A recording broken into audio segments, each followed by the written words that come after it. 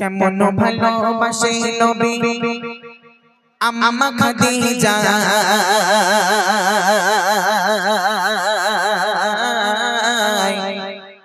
কেমন ভালোবাসে নবী আম্মা খাদিজা যে ভালোবাসায় খুশি হতো আল্লাহ দয়াময়।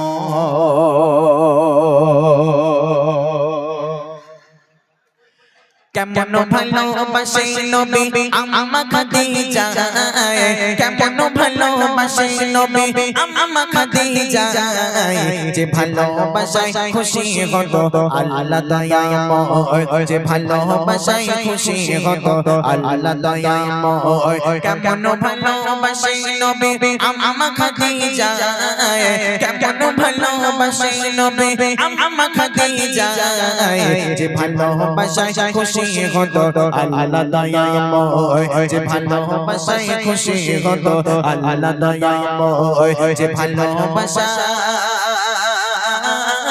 খুশি হতো আল্লাহ দয়াময়।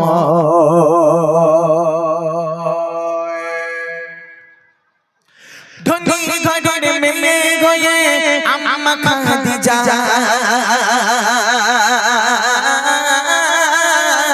নবীর কাছে এসে বলে করব জিকার ধনী ঘরের মেয়ে গয়ে আম্মা খাদিজা নবীর কাছে এসে বলে করব জিকার নবী বলে ও খাদিজা নবী বলে ও খাদিজা কেন চাও আমায় নবী বলে ও খাদিজা কেন চাও আমায় রতন কি রতনী চেনে অন্য কি গুণ নয় ও রতন কি রতনী চেনে অন্য কি গুণ নয়। কেমন ভালোবাসে নবী আম্মা খাদিজা কেমন ভালোবাসে নবী আম্মা খাদিজা যে ভালোবাসায় খুশি হতো আল্লাহ দয়াময় যে ভালোবাসায় খুশি হতো আল্লাহ দয়াময়। আল্লাহর নবী দিনের দাওয়াত প্রচার করে যখন বাড়িতে আসতেন রাত 12টা 1টা 2টো বেজে যেত। রাত 12টা 1টা স্বাভাবিক ব্যাপার। আল্লাহর নবী দিনের দাওয়াত প্রচার করে যখন বাড়িতে আসতেন 12টা 1টা 2টো বেজে যেত। হ্যাঁ, দরওয়াজার ওখানে গিয়ে একবার টোকা মারত, একবার, কোনোদিন দুবার মারতে হয়নি। একবার মারার সাথে সাথে আম্মাজান খাদিজা সাথে সাথে দরওয়াজা খানা খুলে দিত। আল্লাহর নবী ভিতরে প্রবেশ করলো। ও খাদিজা তুমি কি সারা রাত ঘুমাও না? খাদিজা, ও খাদিজা তুমি কি সারা রাত ঘুমাও না? আম্মাজান খাদিজা হাউ হাউ করে কাঁদছে, ইয়া রাসূলুল্লাহ আমি সারা রাত ঘুমাতে পারি না। কেন খাদিজা তুমি কেন ঘুমাও না? তোমার কি হয়েছে? আম্মাজান খাদিজা হাউ হাউ করে কাঁদছে, ইয়া রাসূলুল্লাহ আপনি যখন দিনের দাওয়াত প্রচার করতে যান না জানি আপনার গায়ে কাফেরেরা আঘাত করতে পারে, আপনার গায়ে কাফেরেরা মারতে পারে, এই চিন্তা এই চেতনা নিয়ে আমি খাদিজা সারা রাত ঘুমাতে পারি না। কি মহাব্বত, কি ভালোবাসা। আর আমার বাপেরা যদি একটুখানি রাত 12টা পার হয়ে যায় বাড়ি আসার পর একবার ডাকে দরজা খুলবে বলে মনে হয়? হ্যাঁ, এই যে মেম্বার সাহেব 12টার পরে যদি কোনো আমাদের এদিকের এলাকার যদি কোনো বাপ চাচা যদি 12টার পরে বাড়িতে যায় রাত, একবার ডাকলে দরজা খুলবে বলে মনে হয়? হ্যাঁ, 4টে 5 হ্যাঁ খুলবে না, লাস্টে দরজায় ঘুষি মারে, লাস্টে দরজায় ঘুষি মারে, দরজা ভেঙে যায়, তারপরেও দরজা খোলে না। কিভাবে খুলবে? মায়েরা তো আসমানে গিয়ে ঘুমায়। ওরে বাপরে বাপ, জান্নাতে ঘুমাও মায়েদের। হ্যাঁ, আর আম্মাজান খাদিজা ঘরের ভিতরে ঘুমাতো না, আল্লাহর নবীর জন্য অপেক্ষা করতো। একবার টোকা মারতো সাথে সাথে দরজা খুলে দিত। কি মহাব্বত, কি ভালোবাসা। কবি ছন্দের মাধ্যমে লিখছেন দিনের দাওয়াত দিতে নবী চাই গো ডারে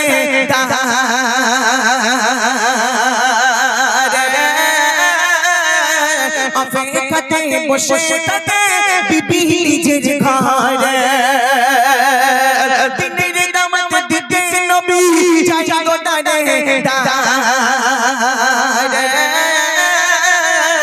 অপেক্ষাতে বসে থাকে বিবি নিজের ঘরে। দরজা টকা দরজা টকা দরজা টকা দেবানে সাথে দরজা খুলে যায়, দরজা টকা দেবানে সাথে দরজা খুলে চলে যায় বিবি বলে আপনি ছাড়া ঘুম নাহি হয় ও বিবি বলে আপনি ছাড়া ঘুম নাহি হয় কেমন ভালোবাসে নবী কেমন ভালোবাসে নবী আম্মা খাদিজা কেমন ভালোবাসে নবী আম্মা খাদিজা যে ভালোবাসায় খুশি হতো আল্লাহ দয়াময় যে ভালোবাসায় খুশি হতো আল্লাহ দয়াময়। আল্লাহর নবীর হাত মোবারক খানা ধরলেন আম্মাজান খাদিজা। হাত মোবারক খানা ধরে একটা ঘরের ভিতরে নিয়ে গেলেন। ঘরের ভিতরে নিয়ে গিয়ে আম্মাজান খাদিজা আল্লাহর নবীকে বলছে, ইয়া রাসূলুল্লাহ, কোরআন শরীফে আল্লাহ পাক স্পষ্ট ভাষায় ঘোষণা করে দিয়েছেন, কুল্লু নাফসিন যায়িকাতুল মাউত, প্রত্যেক নরনারীকে এই দুনিয়ার জমিন থেকে বিদায় নিয়ে চলে যেতে হবে। আমি খাদিজা, আমি একদিন চলে যাব। ইয়া রাসূলুল্লাহ, আমি খাদিজা, আমি একদিন বিদায় নিয়ে চলে যাব।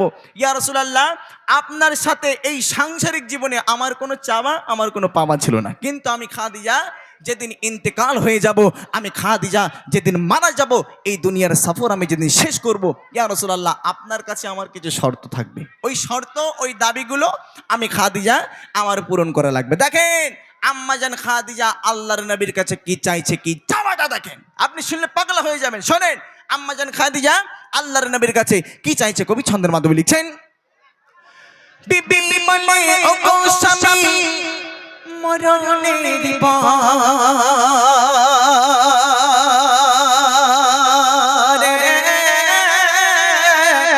কবর শোভাবে নামাই জুবা কাফন করে বিবি বলে ও গো স্বামী মরণের পরে কবর শোভাবে নামাই জুবা কাফন করে কবরেরই চারিপাশে ঘুরবেন রে কবর যেন লাগি পারে আমায় পিছে দিতে থাকবেন বসে থাকবেন বসে থাকবেন বসে ফারিস্তাদের জবানের সময় থাকবেন বসে ফারিস্তাদের জবানের সময় কবরের কঠিন আযাব বড়ই ভয়ের হয় ও কবরে কঠিন আযাব বড়ই ভয়ের হয় কেমন ভালোবাসে নবী আম্মা খাদিজা কেমন ভালোবাসে নবী আম্মা খাদিজা যে ভালোবাসায় খুশি হতো আল্লাহ দয়াময় যে ভালোবাসায় খুশি হতো আল্লাহ দয়াময়। আম্মাজান খাদিজা মারা গেল। আম্মাজান খাদিজা মারা গেল। আম্মাজান খাদিজা দুনিয়ার জমিন থেকে বিদায় নিয়ে চলে গেল।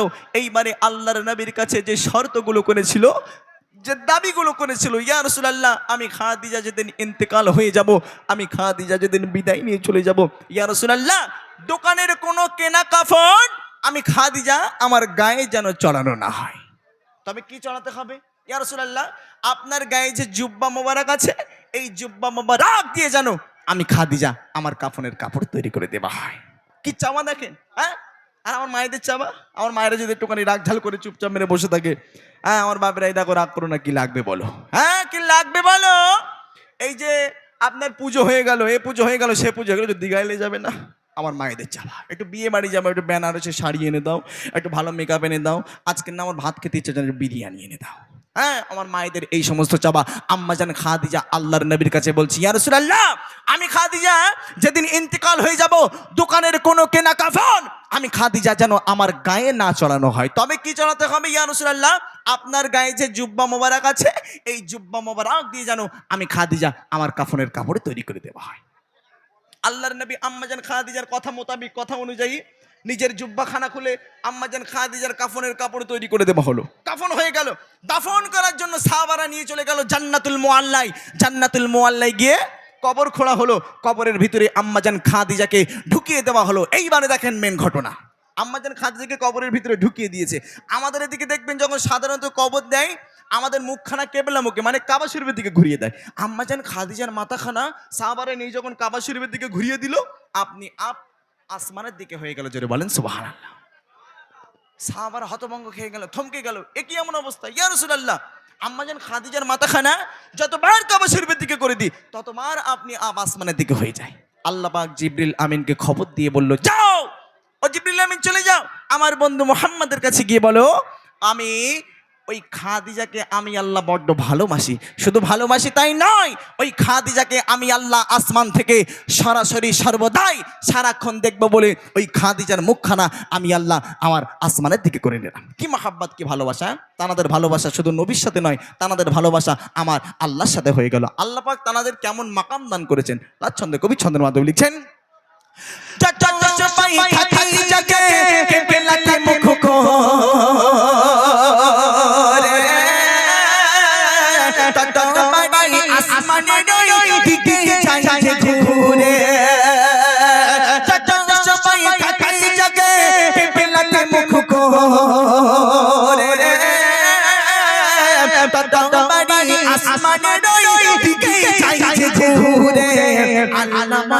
আল্লাহ বলে ও গো নবী চিন্তার কিছু নাই, আল্লাহ বলে ও গো নবী চিন্তার কিছু নাই। খাদিজাকে দেখব বলে আমি সর্বদাই, ও গো খাদিজাকে দেখব বলে আমি সর্বদাই। কেমন ভালোবাসে নবী আমার খাদিজা, কেমন ভালোবাসে নবী আমার খাদিজা। যে ভালোবাসায় খুশি হতো আল্লাহ দয়াময়, যে ভালোবাসায় খুশি হতো আল্লাহ দয়াময়, যে ভালোবাসায় খুশি হতো আল্লাহ